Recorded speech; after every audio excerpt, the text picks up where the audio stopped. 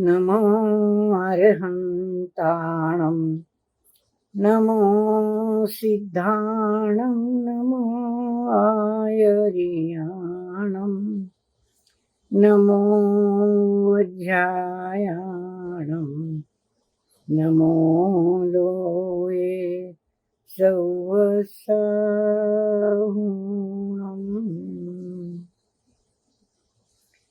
मोक्षमार्गस्य नेतारं भेतारं कर्मभूभृतां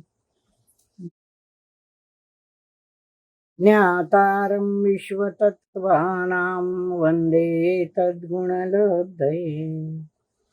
त्रैकाल्यं द्रव्यशतकं नवपदसहितं जीवषट्कायलेशा पञ्चान्ये चास्ति काया व्रतसमितिगति ज्ञानचारित्रभेदा इत्येतन्मोक्षमूलं त्रिभुवनमयिते प्रोक्तमर्हद्भिरीशे प्रत्येति श्रद्धधाति स्पृशति च मतिमान यः स वै शुद्धदृष्टिः। सिद्धे जयप्रसिद्धे च विहाराहणाफलं पत्ते वन्दितार्हन्ते वोच्छामि आराहणाकमसो। उज्जवणम् उज्जवणं निर्वहणं साहणं च नित्थरणं दंसणाणचरिततवाण माराहणाभणिया। ओंकारं बिन्दुसंयुक्तं नित्यं ध्यायन्ति योगिनः कामदं मोक्षदं चैव ओंकाराय नमो नमः। अविरल शब्द घनौघ प्रक्षालित सकल भूतलमलकलंका मुनिभिरुपासित तीर्था सरस्वती हरतु नो दूरितान्। अज्ञानतिमिरान्धानां ज्ञानाञ्जनशलाकया चक्षुरुन्मीलितं येन तस्मै श्रीगुरवे नमः। श्रीपरमगुरवे नमः। परम्पराचार्य गुरवे नमः। सकलकलुषविध्वंसकं श्रेयसां परिवर्धकं धर्मसम्बन्धकं भव्यजीवमनप्रतिबोधकारकमिदं शास्त्रं श्रीमूकमाटीनामधेय। अस्य मूलग्रन्थकर्तारः श्रीसर्वज्ञदेवः तदुत्तरग्रन्थकर्तारः श्रीगणधरदेवः प्रतिगणधरदेवः। तेषां वचोऽनुसारम् आसाद्य आचार्य विद्यासागर जी विरचित ग्रंथमिदं मंगलं भूयात्। मंगलं भगवान् वीरो मंगलं गौतमो गणि मंगलं कुंद कुंदाद्यो जैन धर्मोस्तु मंगलम्। सर्वमंगलमांगल्यं सर्वकल्याणकारकं प्रधानं सर्वधर्माणां जैनं जयतु शासनं जैनं जयतु शासनं जैनं जयतु शासनम्।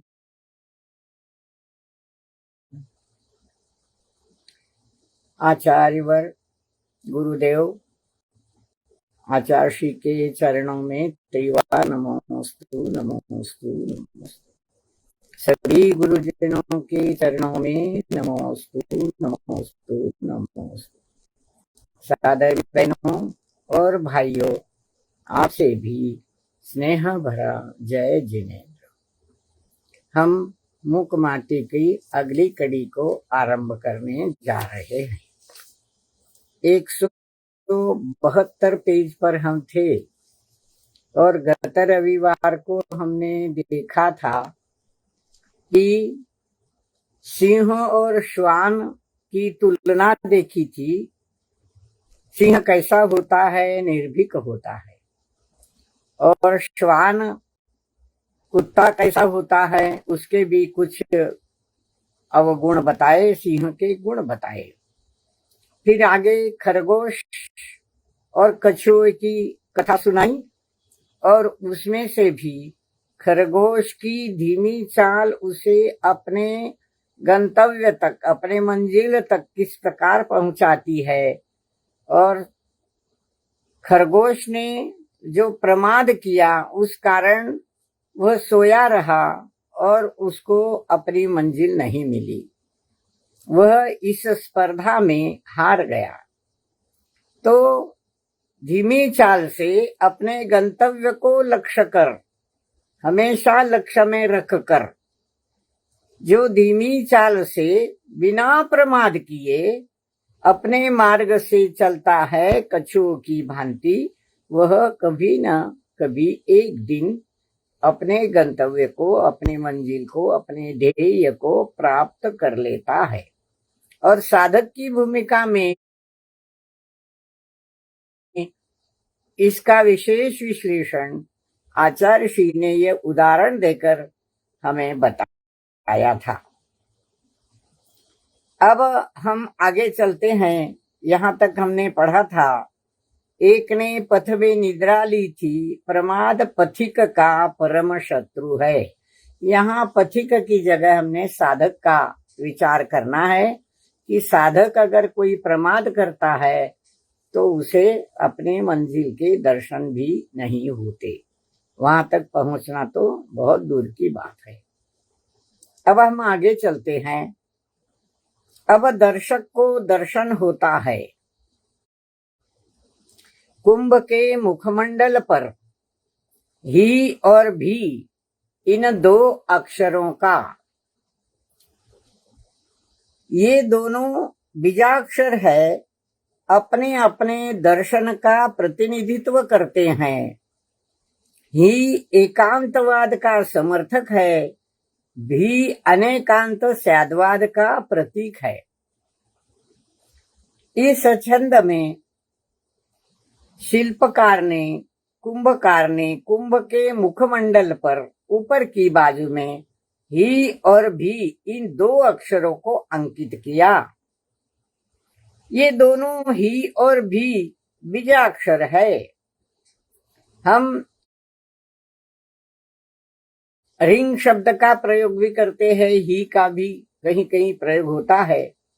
बीजाक्षर की व्याख्या हमने पहले भी एक बार देखी थी कि बीजाक्षर जो होता है संक्षिप्त होता है, संयुक्त होता है, उसमें सारे श्रुत ज्ञान के दर्शन होते हैं या श्रुत ज्ञान को उघाड़ने वाला है आदि। तो ये बीजाक्षर जो है ये ज्ञान के वाचक है, श्रुत ज्ञान के वाचक है, और इनमें से केवल इन्हें पढ़ते रहने से उस विषय वस्तु का हमें कोई स्पष्ट प्रकार से ज्ञान नहीं होता।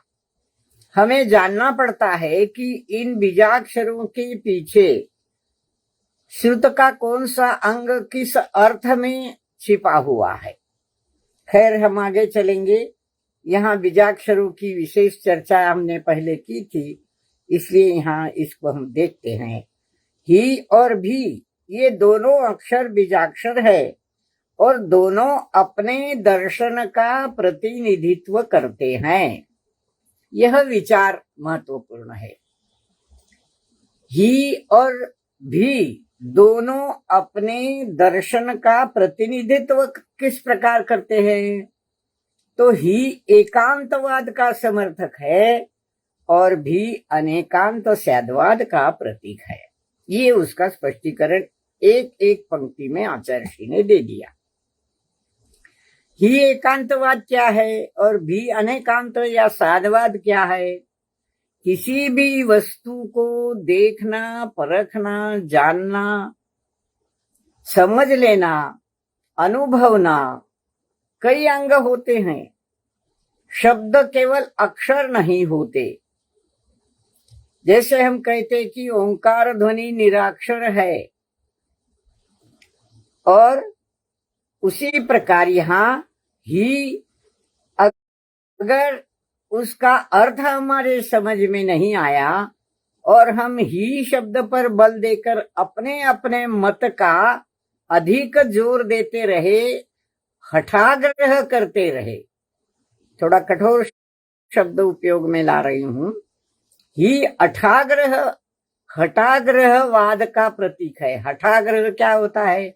जो मैं कहता हूं वही यह है, ही है, यही ही है, सत्य है, यही बराबर है, बाकी सारे गलत है, केवल मैं जो कहता हूं वही सत्य है।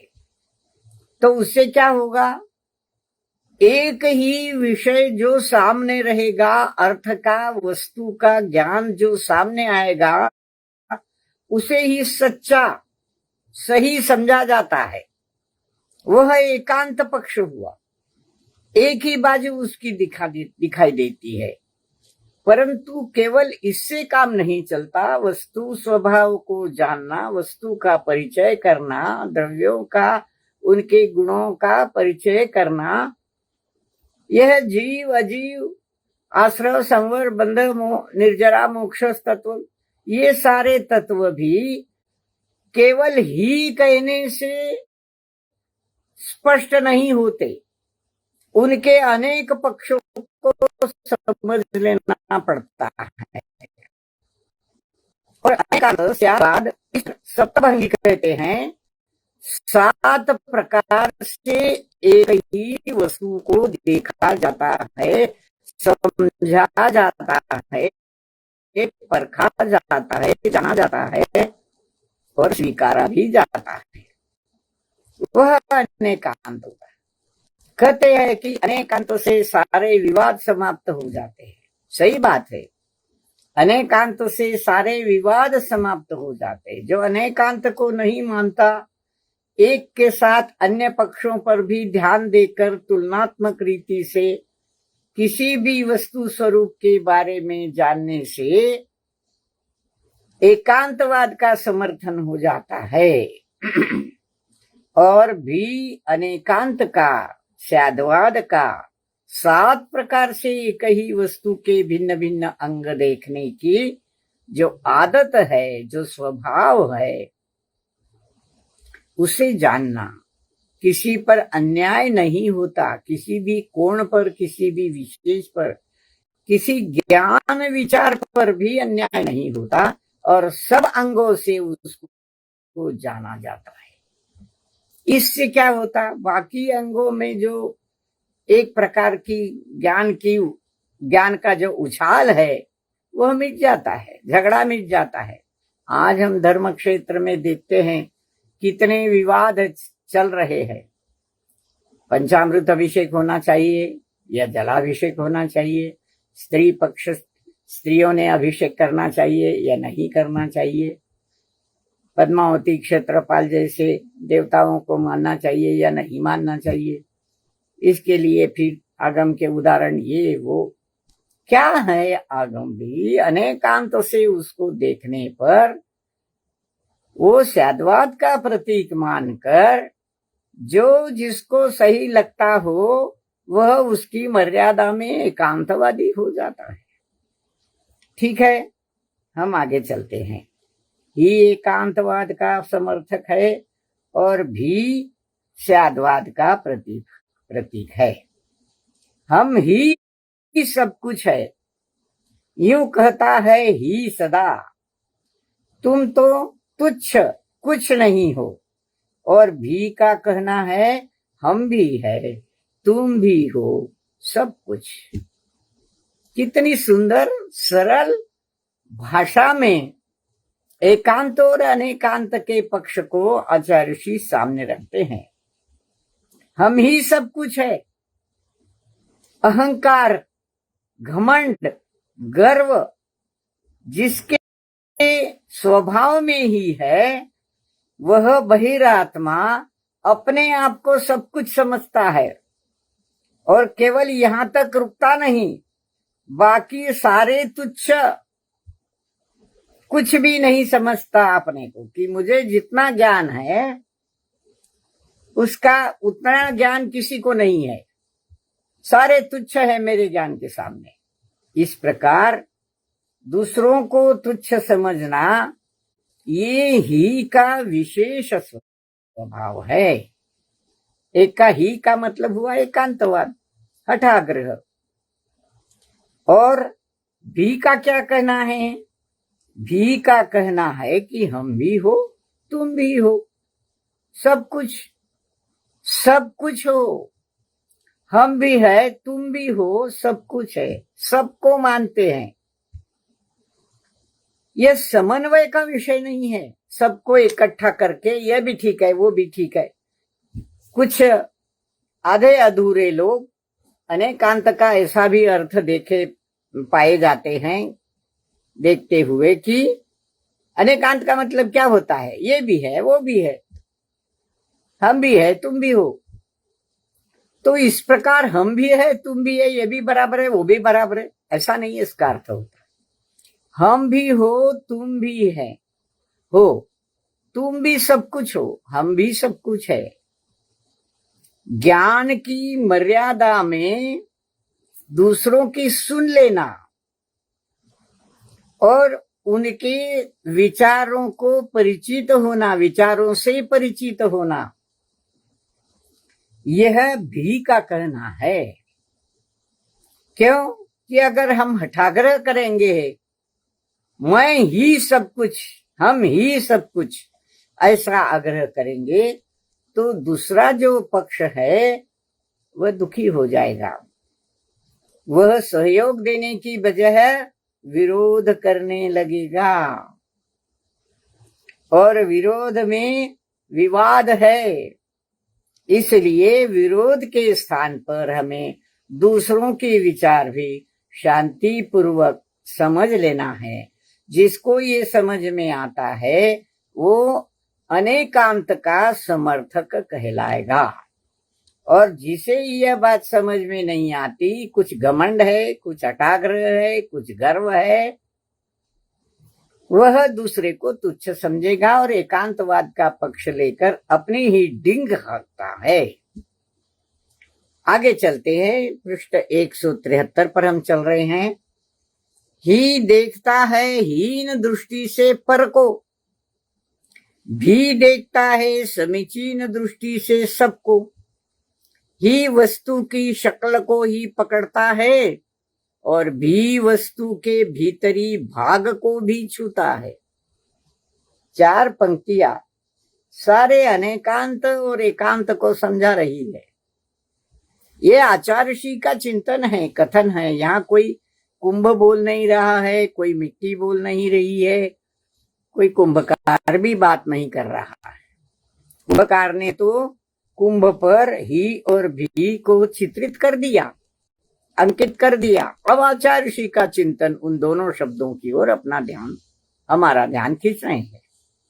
ही देखता है हीन दृष्टि से पर को, दूसरे को तुच्छ समझता है, मैं ही सब कुछ हूं। और भी क्या करता है, सबको समीचीन दृष्टि से देखता है, सम्यक दृष्टि से देखता है, यथार्थ दृष्टि से देखता है। जिस प्रकार वस्तु का स्वरूप इस कोण से ऐसा है, उस कोण से वैसा है। ये दोनों कोण भले ही अलग अलग दिखाई देते हो, पर है एक ही वस्तु के ये अनेकांत है। ये भी बराबर, वो भी बराबर, यानी नकारात्मक भी बराबर, सकारात्मक भी बराबर, ऐसा नहीं है। सकारात्मक और नकारात्मक दोनों को बराबर कहना ये अनेकांत का विषय नहीं है। अनेकांत का विषय है समीचीन दृष्टि से, सम्यक दृष्टि से, यथार्थ दृष्टि से सबको देखना, सारे अंगों को देखना, परखना, जानना, समझना और स्वीकारना, अपने में उतारना। इसके लिए उदाहरण भी कई दिए जाते हैं।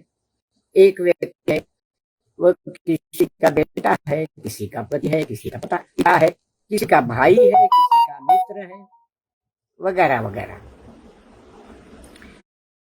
तो ये सारे अंगों को उस व्यक्ति में देखना और स्वीकारना, और जहां जिस पक्ष की जरूरत हो, समर्थन हो, जहां जिस पक्ष का विषय चल रहा हो, उसको पकड़ना, ये है अनेका। तो ये सकारात्मक दृष्टि है पूरी तरह से। इसमें ये नहीं होता कि दूसरे अंगों को नकार दिया। नकारना नहीं है, उल्टे समीचीन दृष्टि से देखना है, सम्यक दृष्टि से देखना है, यथार्थ दृष्टि से देखना है। समानता का भाव है। यहाँ ही वस्तु की शक्ल को ही पकड़ता है। वस्तु की शक्ल चेहरा, वस्तु का मुख, यानी सामने सामने जो दिखता है वो। हमारा मुख जो है वो सामने दिखता है, तो केवल मुख पकड़ने से कुछ नहीं होता। उस वस्तु का भीतरी अंतरंग भी क्या है, ये भी तो समझना चाहिए ना। भीतरी भाग, उसका भीतरी अंतरंग। भीतरी अंतरंग क्या है? हमारी भीतर में केवल इस उद्गल शरीर का चेहरा नहीं है, उसके अंदर जो हमारा जीवात्मा बसता है, रहता है, होता है, उसको भी पकड़ना है, उस आत्मा को भी समझना है, देखना है। तो ही वस्तु की केवल शक्ल को, केवल चेहरे को, जो सामने दिखता है उतना ही पकड़ता है। पर भी क्या करता है? भी वस्तु के भीतर भाग को छू लेता है। ये भीतरी भाग क्या है? ये भीतरी भाग भाव परिणमन है। भाव परिणमन, किसी भी जीव के, किसी भी व्यक्ति के भाव परिणमन क्या है? वो कैसे उत्पन्न होते हैं, वे क्या कहना चाहते हैं, आत्मा का स्वरूप क्या है, उसका कौन सा गुण यहाँ अभिव्यक्त हो रहा है, ये सारी बातें भीतरी भाग में, बहुत लंबा विषय है भीतरी भाग, उसमें समा जाती है। तो एकांतवाद और अनेकांतवाद, हठाग्रह और अनाग्रह, दुराग्रह नहीं। दुराग्रह हठाग्रह है, पर अनाग्रह किसी भी वस्तु का आग्रह नहीं कि यही ठीक है, यही ठीक है, यही ठीक है। इस प्रकार भी वस्तु के भीतरी भाग को, अंतरंग को, भावनाओं को, विचारों को, जीवों के, अन्य जीवों के भावों को पकड़ना चाहता है। कोई वैज्ञानिक ऐसे देखे जाते हैं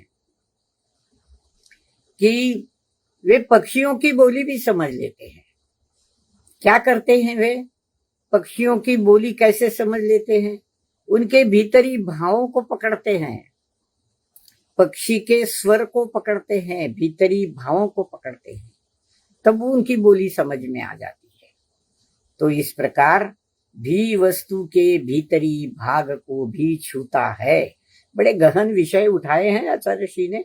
इनकी गहराई में जितने हम डूबेंगे उतना आनंद अधिक आएगा। फिर भी संक्षेप में ही समझा रही हूं। ही पश्चिमी सभ्यता है, भी है भारतीय संस्कृति, भाग्य विधाता है। रावण था ही का उपासक और राम के भीतर भी बैठा था। यही कारण कि राम उपास्य हुए हैं, रहेंगे आगे भी। राम रावण को ले आया सर इसमें। ही पश्चिमी सभ्यता है। ही पश्चिमी सभ्यता में ही का स्पेलिंग क्या होता है? ही, यानी तू, तुम, दूसरा। पर ही पश्चिमी सभ्यता है, यानी पर का आग्रह करने वाली सभ्यता ही, यानी आग्रही सभ्यता। मैं जो हूं वो सब ठीक है, तुम ही हो, यानी हीन हो। भी है भारतीय संस्कृति।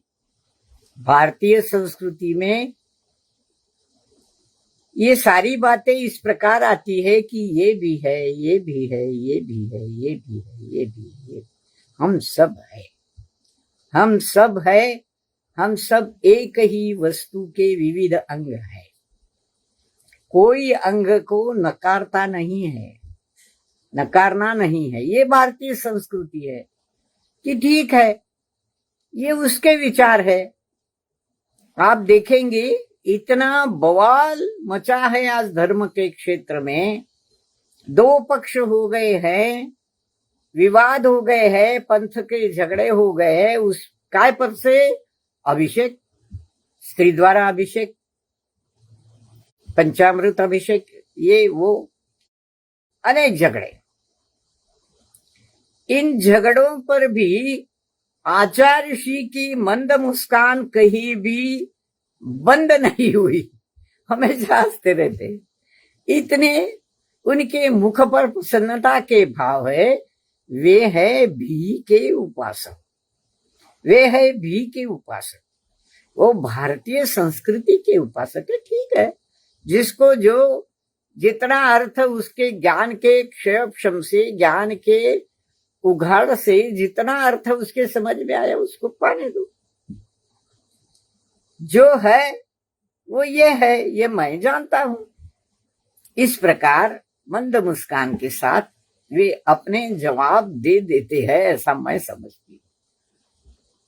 ये सब हास्यास्पद है, तुच्छ है, ऐसा कभी नहीं कहा। तो ये भारतीय संस्कृति है। और ये क्या है? ये भारतीय संस्कृति भाग्य विधाता है। ये भारतीय संस्कृति भाग्य का विधान करने वाली है, भाग्य को रचने वाली है, भाग्य विधाता। तो हमारा भाग्य, भारतीय संस्कृति का भाग्य, व्यक्ति का भाग्य, ये भी संस्कृति का अवलंब करने से, आश्रय करने से ही होगा, ये यहाँ सूचित किया जा रहा है। उसके लिए उदाहरण राम रावण का है। रावण ही का उपासक था, आग्रही था, मैं जो कहता हूं वह सही है। और राम के भीतर भी बैठा था, भी अनेकांत का उपासक। तो यही कारण है कि राम उपास्य हुए, रहेंगे, आगे भी रहेंगे, भविष्य में भी रहेंगे। क्यों? मोक्ष जाने वाले थे। तो इस प्रकार राम और रावण के अंदर भी ही और भी का अंतर था। और भी ने राम को उपास्य बना दिया, आगे भी वे उपास्य ही रहेंगे।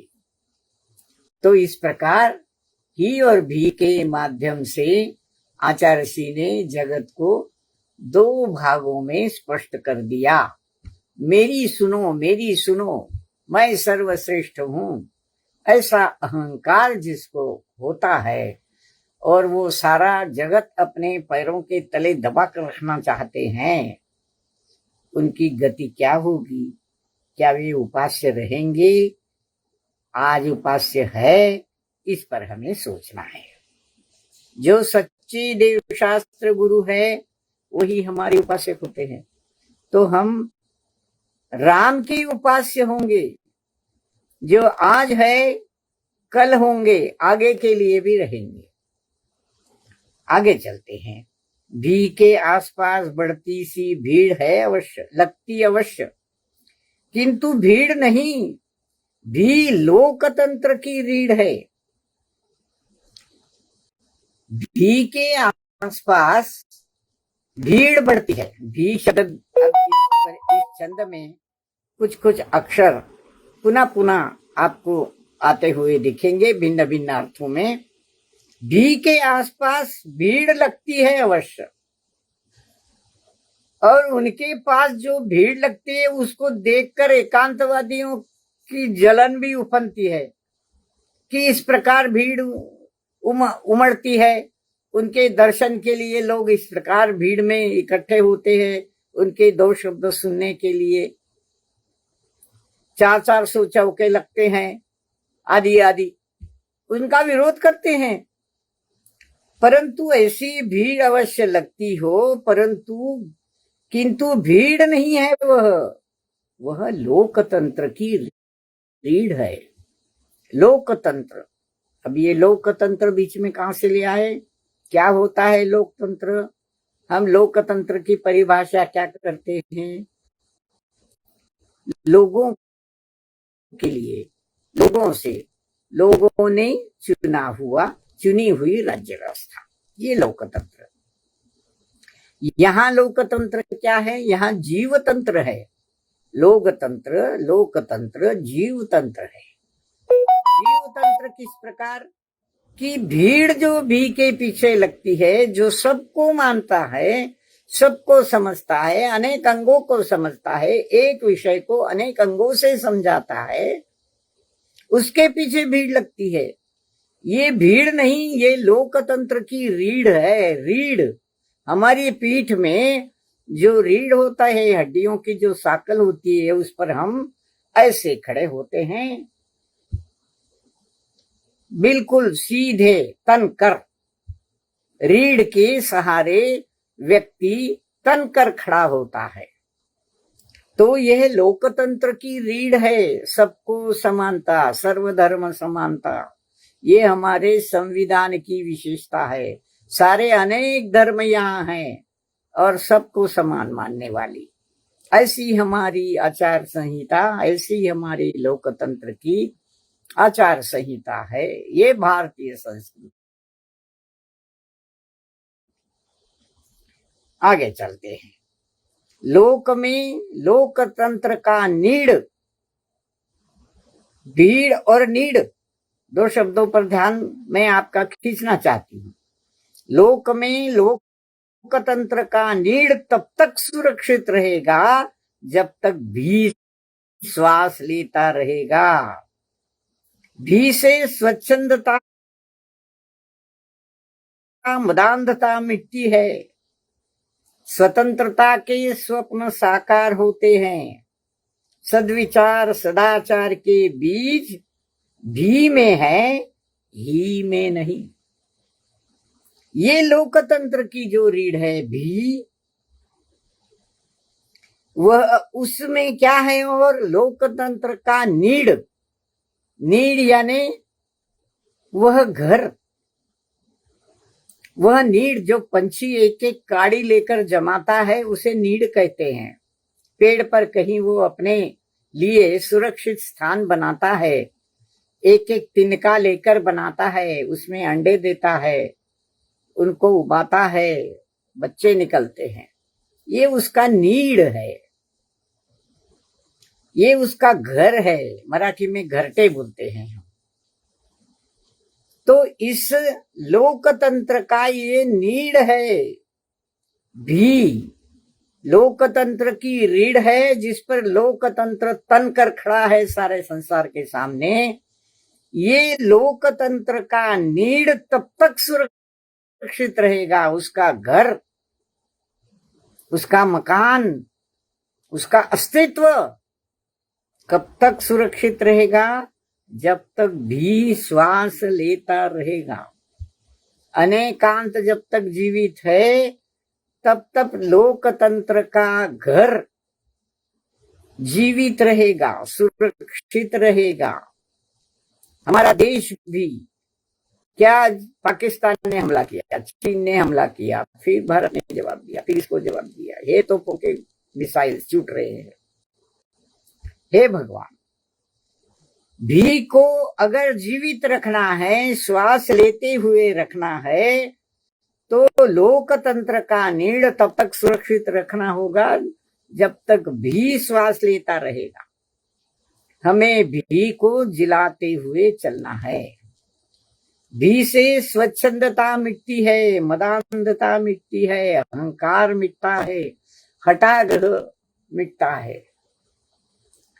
सद्य स्थिति में हम देखते हैं कि देश और समाज से लेकर परिवार तक को ही नहीं, हम श्रावकों के लिए भी धर्म क्षेत्र, अध्यात्म क्षेत्र, जीवन, हमारा आचरण, इसमें भी योग्यता किस बात की है, अर्थात आचरण से जोड़ने वाला अनेकांत का सुंदर पाठ इन छंदों में हमें देखने को मिलता है।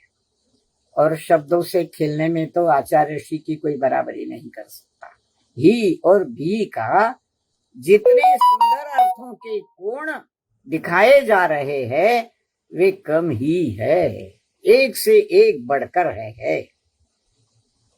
भी से स्वच्छंदता मदांधता मिटती है, स्वतंत्रता के स्वप्न साकार होते हैं। सद्विचार सदाचार के बीज भी में है, ही में नहीं, इसलिए इसको बीजाक्षर कहा था, क्योंकि ये बीजभूत अक्षर है, बीजभूत मूलभूत।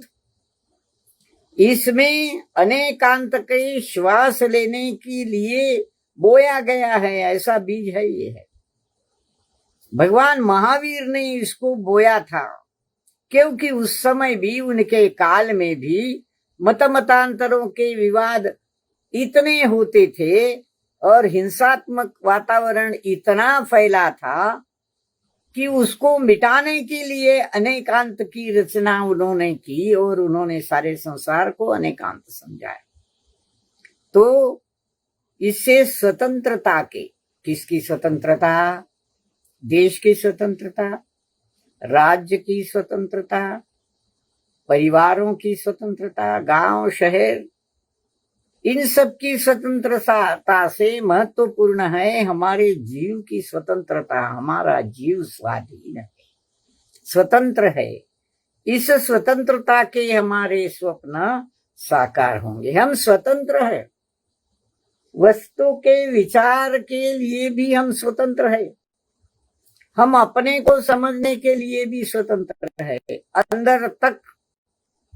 अंतरतम तक जाने के लिए भी स्वतंत्र है। कोई रुकावट नहीं, कोई बाधा नहीं, जाओ जितना अंदर जा सकते हो उतने जाओ।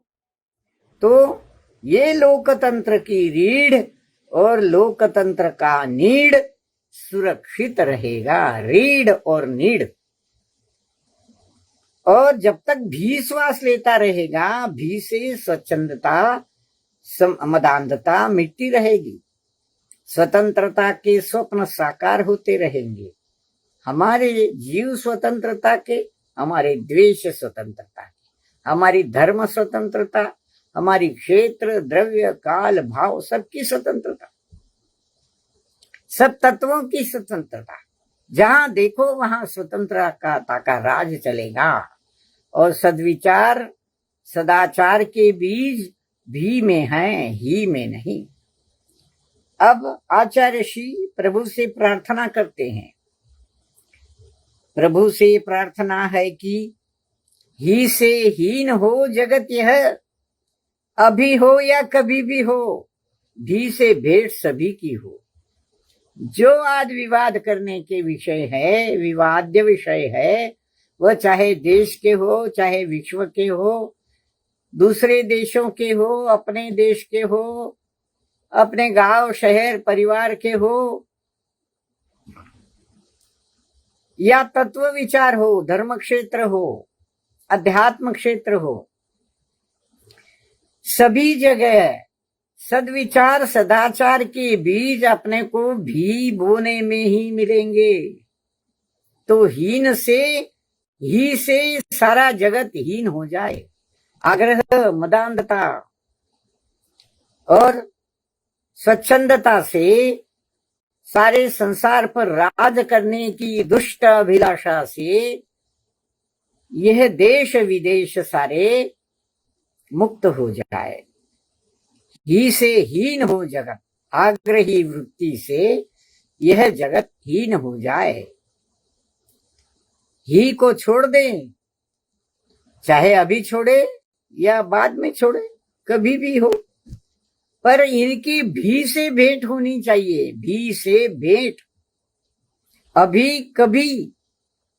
देखिए, भ के जितने शब्द, जितने अक्षर आए हैं, हर एक जगह उसका अर्थ आप भिन्न भिन्न पाएंगे। अभी हो या कभी भी हो, पर बदलाव अवश्य हो, बदलाव अवश्य हो।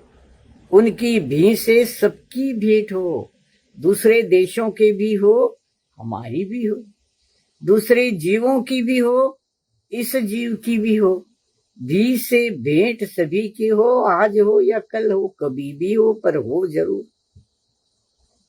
ये प्रार्थना प्रभु से करते हैं। आचार्य ऋषि भगवान से प्रार्थना करते हैं कि सबको सद्बुद्धि दे। अब आगे चलते हैं।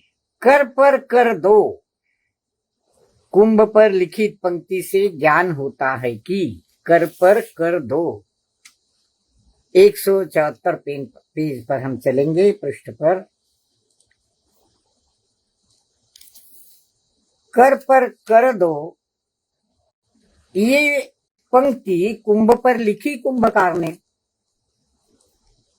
ये क्या बताती है? हमारे धवलिम भविष्य हेतु प्रभु की यह आज्ञा है कि कहाँ बैठे हो तुम श्वास खोते, सही सही उद्यम करो, पाप पाखंड से परे हो, कर पर कर दो, बच जाओगे, अन्यथा मैल में अंध हो, जेल में बंद हो जाओगे, बच जाओगे, जेल में बंद हो, बच जाओगे। हमारे धवलिन भविष्य हेतु, धवलिम शुभ्र उज्जवल निर्दोष निष्कलंक, ऐसे भविष्य हेतु। इस जीव का भविष्य इस भव तक ही मर्यादित नहीं है, और भी अगले कई भव हमने रिजर्व करके रखे हैं। गत भवों से जो गठरी बांध के लाए थे पाप कर्मों की, वो फल देती जाएगी, और इस भव में भी हम उस पर और भी भार डाल रहे हैं पाप का, तो पाप की गठरी बढ़ती जा रही है। तो इस पाप की गठरी को लेकर हम आगे के भविष्य में चलेंगे। पर अगर हमें धवलिम भविष्य चाहिए, हमारे इस जीव का उज्जवल भविष्य चाहिए, निष्कलंक भविष्य चाहिए, तो प्रभु की यह आज्ञा है कि कहाँ बैठे हो तुम श्वास खोते, श्वास को खोते हुए तुम कहाँ बैठे हो? अरे सही सही उद्यम करो, सही सही काम करो, पाप पाखंड से दूर हो, परे हो, अलग रहो, और कर पर कर दो, कर पर कर दो। पद्मासन की मूर्ति सामने लाइए। क्या होता है? कर पे कर होता है। बाएं हाथ पर दाहिना हाथ ऊपर रखा जाता है और पद्मासन में बैठकर आत्मचिंतन किया जाता है। कर पर कर दो यानी क्या करो?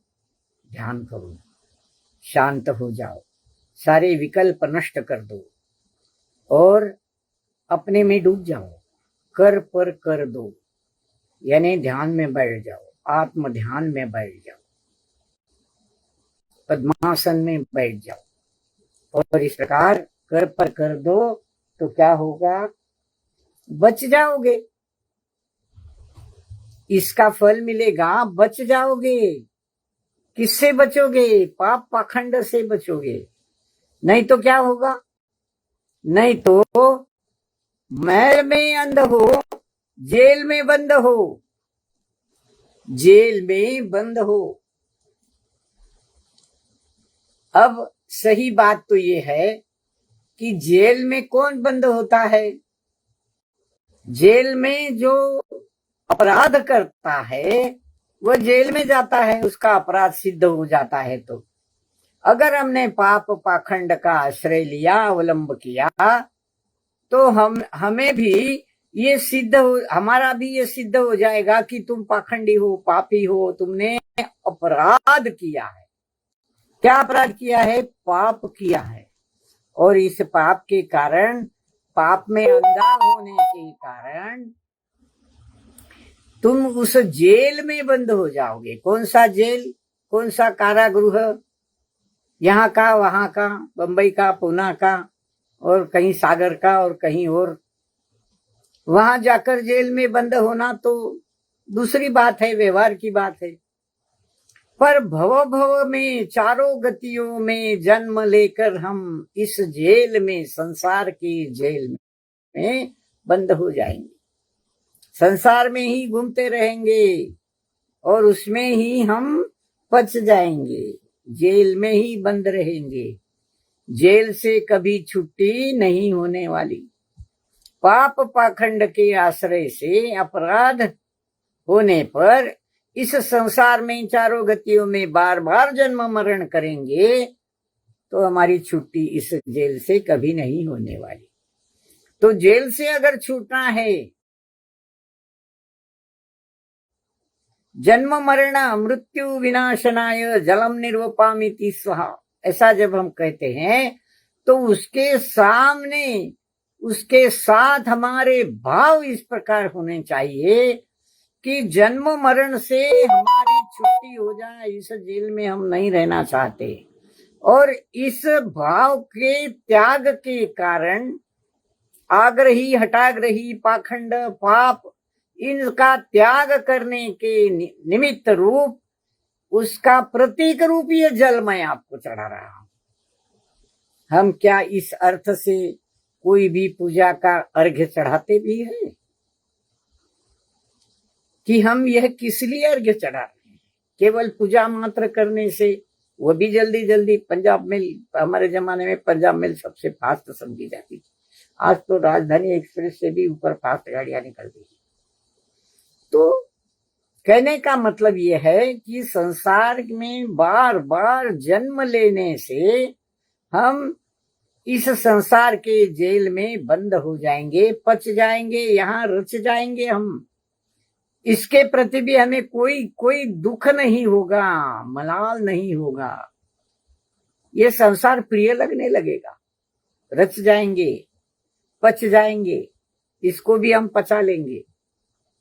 ये संसार, ये घरबार, ये परिवार, ये धंधा, ये पैसा, ये व्यापार, ये सारा हमारा अपना लगने लगेगा। और परिणाम क्या होगा? फिर वही बार बार जन्म मरण, जन्म मरण, जन्म मरण। केवल अर्घ्य देने से जन्म मरण छूटने वाला नहीं है। आगे चलते हैं।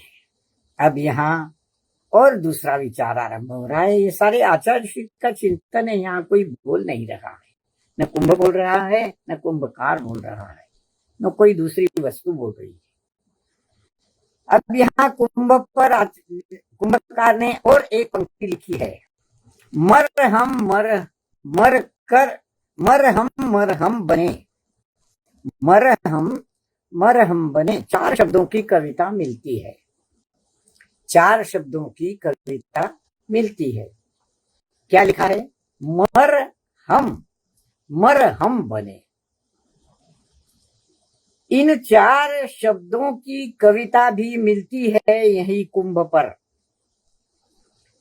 आशय इसका यही हो सकता है कि कितना कठिनतम पाषाण जीवन रहा हमारा। ठोकर खा गए, इससे रुक गए, गिर गए पथ को छोड़कर। फिर कितने पद लहूलुहान हो गए, कितने घाव गहरे घावदार बन गए वे। समुचित उपचार भी कहाँ हुआ उनका। होता भी कैसे पापी पाषाण से उपचार का विचार भर। उभरा इसमें आज यह भी सुभगता का संकेत है। इससे आगे पद बढ़ना संभव नहीं। प्रभो यही प्रार्थना है पतित पापी की इस जीवन में नहीं सही, अगली पर्याय में तो मरहम बने। मरहम बने। देखिए, थोड़ा लंबा छंद है। इसमें बड़ा सुंदर विचार दिया है आचार्य ऋषि ने कि यह जो पाषाण है ना, कैसा होता है पाषाण? कठिनतम। वैसे हमारा जीवन, इस जीव का जीवन भी पाषाणतम ही रहा है। तो यहाँ कुंभ पर ये 4 शब्दों की कविता लिखने का मतलब क्या है? कितना कठिनतम पाषाण जीवन रहा हमारा, ठोकर खा गए इससे, रुक गए, गिर गए। कौन? हम। पाषाणमय जीवन के कारण इस पाषाण से हम ठोकरे खाते रहे, गिरते रहे, उठते रहे, रुकते रहे, पथ को छोड़कर चले गए। अब साधक की भाषा देखिए। साधक ये पाषाण जीवन में अगर जीता रहे, कठोर हृदय अगर बनता रहे, तो ठोकर खाता है, गिर जाता है, रुक जाता है, और क्या होता है? पथ को छोड़कर भी निकल जाता है। कितने ही निकल गए, और जो नहीं निकले, चलते रहे, चलते रहे, चलते रहे, उनका जीवन पाषाण जैसा कठोर होकर भी उनके पद कितने लहूलुहान हो गए, कितने गहरे घाव उनमें बन गए। उनका क्या समुचित उपचार भी हुआ? नहीं हुआ।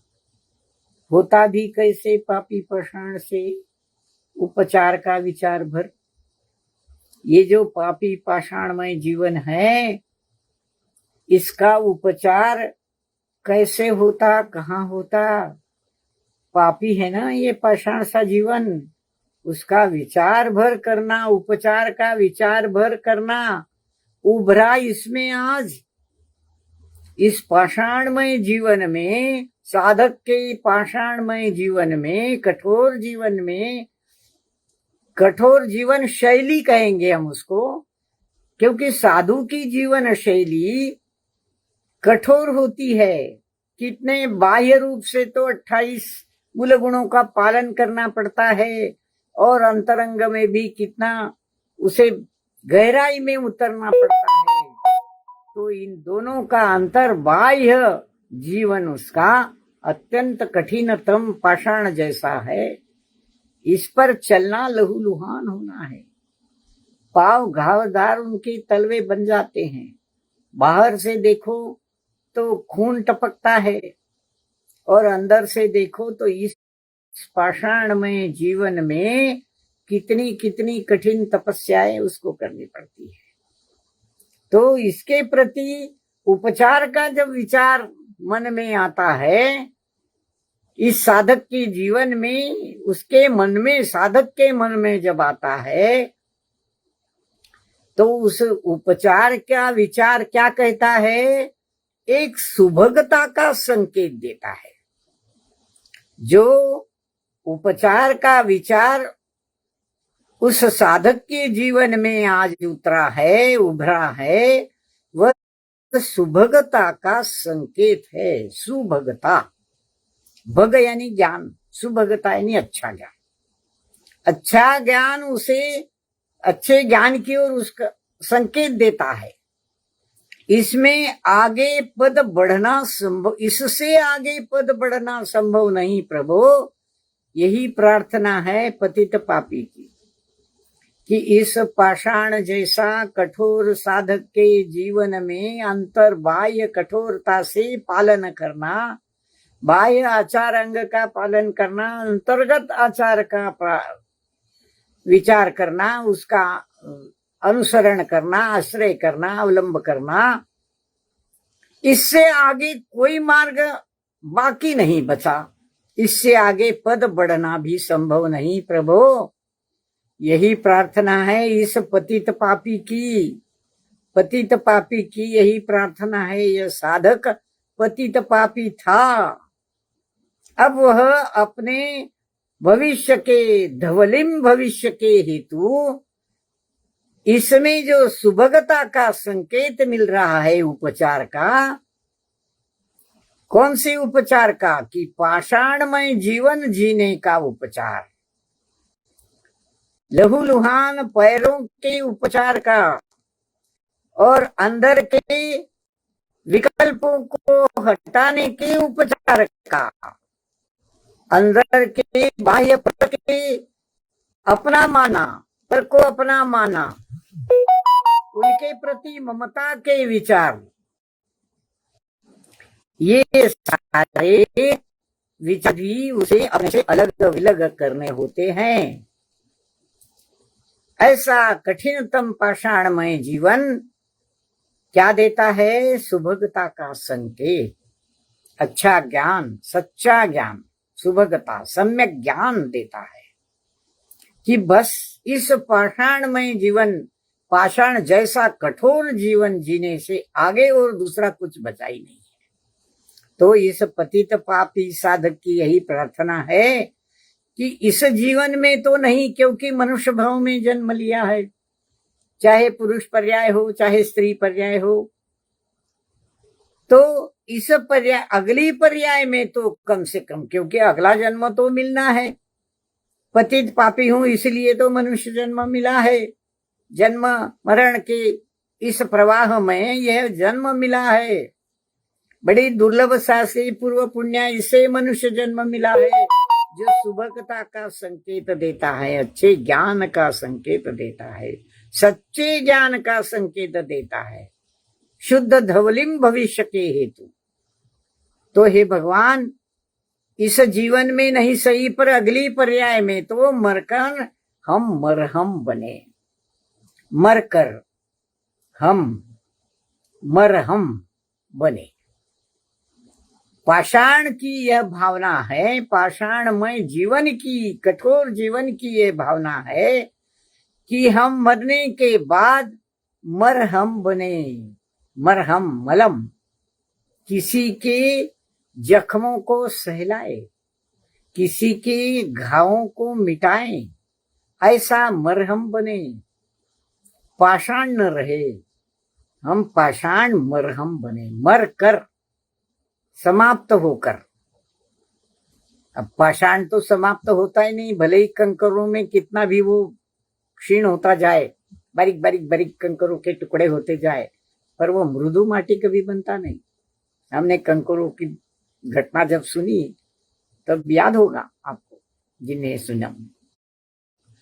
तो मरकर हम मरहम बने। हे जीव, हे जीवन पाषाणमय, इस जीवन में तो हम किसी का मरहम नहीं बन सके, किसी के प्रति दया भाव, करुणा भाव नहीं उभर सका, पर अगले जीवन में तो हम, अगले भव में तो हम, अगली पर्याय में तो हम मरने के बाद किसी के घाव सहलाने योग्य, किसी के घाव ठीक करने योग्य दवाई बनकर, मरहम बनकर हम किसी की आत्मा को शांति पहुंचाए। इस पापी जीवन की, पाखंडी जीवन की यही प्रार्थना है प्रभु। क्या विचार है? हर एक साधक अगर इस दृष्टि से सोचे, पर के प्रति दया भाव, स्व के प्रति दया भाव से उपजा पर के प्रति दया भाव, तो है मलम है, यह पर के घावों को मिटाने वाली, दूसरों को देखने वाली है। लोग कहते हैं ये ऐसा किया, ये वैसा किया, ये क्या है? अरे भाई, मरहम बने की तैयारी है, अगले भूखी, अगले पर्याय की। पाषाण हृदय नहीं रहना है, पाषाण सा जीवन जीते हुए पाषाण ही हमें मरहम बना दे। ये पाषाण जीवन भी हमें अगले पर्याय में, अगले भव में मरहम बना देगा। और चलते हैं आगे, बड़े सुंदर सुंदर निकाल के लाए हैं कठोर तपस्या के बाद। 4 अक्षरों की एक और कविता समय समाप्त होने की ओर सूचना दे रहा है, पर इतना परिच्छेद हम पढ़ लेते हैं, इसका विश्लेषण आगे करेंगे। 4 अक्षरों की एक और कविता, मैं दो गला। इससे पहला भाव ये निकलता है कि मैं द्विभाषी हूं, भीतर से कुछ बोलता हूँ, बाहर से कुछ और। वयम में विश्व बोलता हूँ, अब इसका दूसरा भाव सामने आता है, मैं हो गया शरीर धूर्त मायावी हूँ। अज्ञान मान के कारण नहीं, इस छद्म को छुपाता आया हूँ। यूं इस कटु सत्य को सब हितैषी तुम भी स्वीकारो, अपना हित किसमें है। इस छंद को हम आगे पढ़ेंगे। आज विराम लेते हैं। अगर अर्थ लगाने में मेरी अल्पमति भी कम पड़ रही है, ऐसा मैं अनुभव कर रही हूँ। अगर इसमें कोई गलती हुई हो तो आचार्य श्री गुरु संघ क्षमा करे, साधर्मी बहन भाई क्षमा करे, और मुझ अल्पमति का ये विश्लेषण आप ठीक है या नहीं, इस पर भी अपना प्रतिसाद दे। गुरु चरणों में त्रिवार नमोस्तु। साधर्मी भाइयों और बहनों, जय जय। जावाणी के ज्ञान से सूझे लोकालो, सोवाणी मस्तक नमो सदा। जय जय।